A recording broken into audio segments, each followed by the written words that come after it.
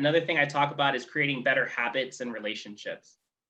Me understanding myself and the experience that I have, especially with PTSD, like have it, do I feel it every day, every single day.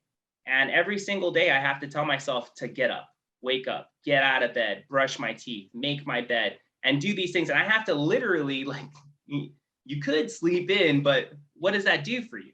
Nothing.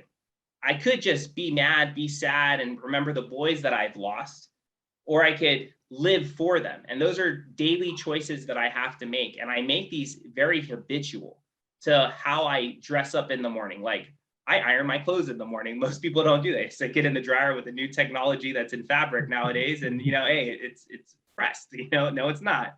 Like, but there's peace in that kind of mythology. Like even making your bed in the morning. Like when I make my bed in the morning, I know guaranteed when I come home, I have a fresh, clean bed to lay on instead of like, oh, my blankets everywhere. And that's really habits and choices that I have to make. And it's the same thing with mental health. I live with it every single day. I live with understanding and knowing that I did, 7 combat deployments, and I've seen some crazy things. I've seen some horrible things. And it's really, my rationalization of what I have now and how I see the world and creating better habits and relationships nowadays. Dude, so it's a constant fight, a constant daily fight. Are there ever points, and I'm sure there are, right, where sometimes the day doesn't start off the way that it should? Maybe you had a long night or a bad night, and then your habitual stuff kind of just don't fall through, and then it's like just chaos from the get go, and then next thing you know, you're just down this downhill spiral. Like, does that ever happen? And if it does, Yeah.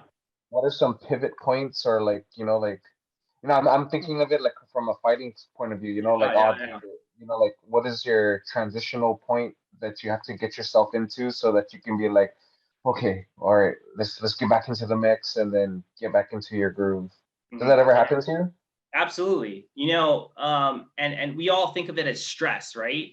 So when things bad that happens, you get just this enormous amount of stress, and it trickles down or it increases depending on like what's happening. With my mentality that I have, and I tell myself this all the time, if something bad happens, it usually happens in threes. It's just a mantra that I have, just to expect the worst. And when you expect the worst, like it only gets better from there. Like I'm expecting it to get worse. So I tell a lot of my friends like, hey, I just lost my keys in my car. It's going to take me a while to get there or whatever. And I'm stressing out inside, but I'm stressed. Or is it a way of telling me to slow down and really think methodically about what I'm doing? Because in my head, I'm like, when it rains, it pours, and I have to expect the worst to happen. But if I expect the worst to happen, I could prepare better. So I know that I'm stressing out because I lost my keys, and that happens.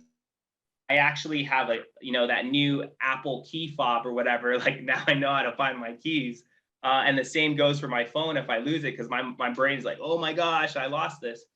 But, like I said before, creating better habits and relationships, I tell everybody, when I'm stressing out, like I'll be completely honest with them. And it's very hard to make me super duper mad nowadays. But when I am feeling, agitated or stressed out, I let everybody know.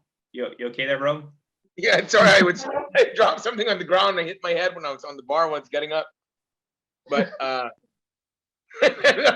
sorry. No, but keep going. Sorry about that. Yeah.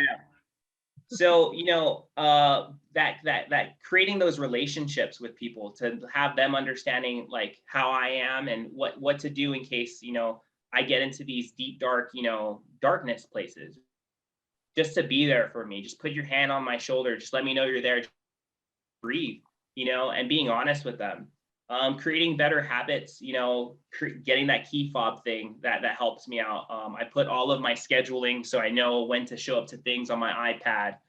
There's definitely technology to help, individuals with that. And if you want to think about PTSD or any of these things that, hurt people, we could think of it as a disability, or we could just not think of it anything at all. We understand that it is hurting us, it's limiting us in some way, and we could overcome that with technology.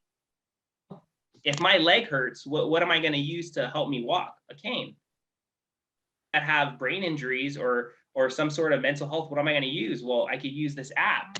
You know, I could do like a yoga nidra to help me with stress or to help me with sleep. Like we have that availability and accessibility of technology to help us.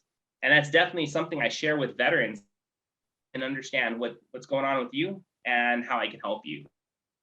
Sharing a couple YouTube videos with you for better education and knowledge with what you're going through, to like sitting down with you and being there for you as a, you know, another veteran who understands the struggle and what you're going through.